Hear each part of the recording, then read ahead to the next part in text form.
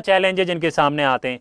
Science और technology जैसे field महिलाएं जो हैं इसमें आगे बढ़ना चाहती हैं, लेकिन उनके सामने 3 सबसे बड़े चैलेंजेज हैं। तो सबसे बड़ा जो चैलेंज है दोस्तों, अर्ली बैरियर्स इन एजुकेशन सबसे बड़ा चैलेंजेज है, और mid career work balance issue, and third है structural biases hiring and promotion. ये जो चैलेंजेज हैं, 3 चैलेंजेज, उनके जो प्रोफेशनल ग्रोथ हैं उनको रोकती हैं।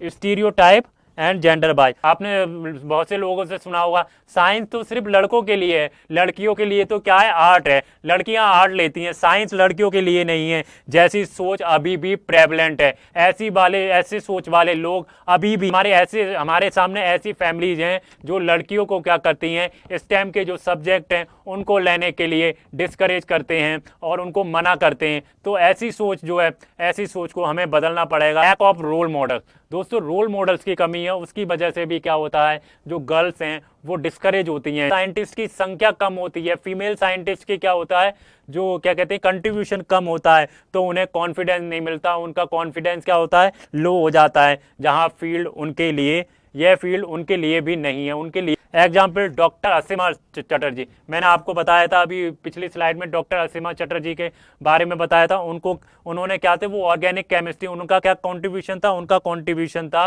कैंसर ट्रीटमेंट में था। तो उन्होंने अपनी लाइफ में बहुत स्ट्रगल किया, बहुत स्ट्रगल करने के बाद उन्हें रिसर्च का मौका मिला।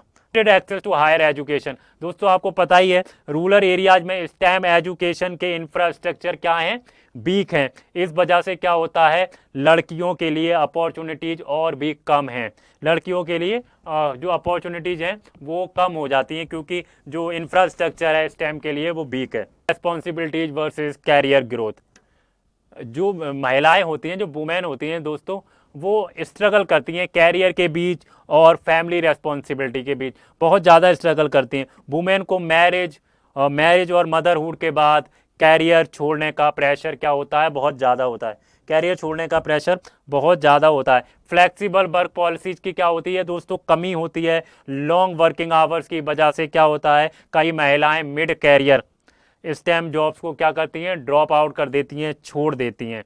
और दोस्तों एक सबसे बड़ी प्रॉब्लम जो है महिलाओं के लिए वो है लैक ऑफ मैटरनिटी बेनिफिट्स। मैंने लास्ट वीडियो में आपको मैटरनिटी बेनिफिट के बारे में बताया था, और बताया था कैसे महिलाओं को मैटरनिटी बेनिफिट्स जो हैं वो मिल नहीं रहे हैं, जो उन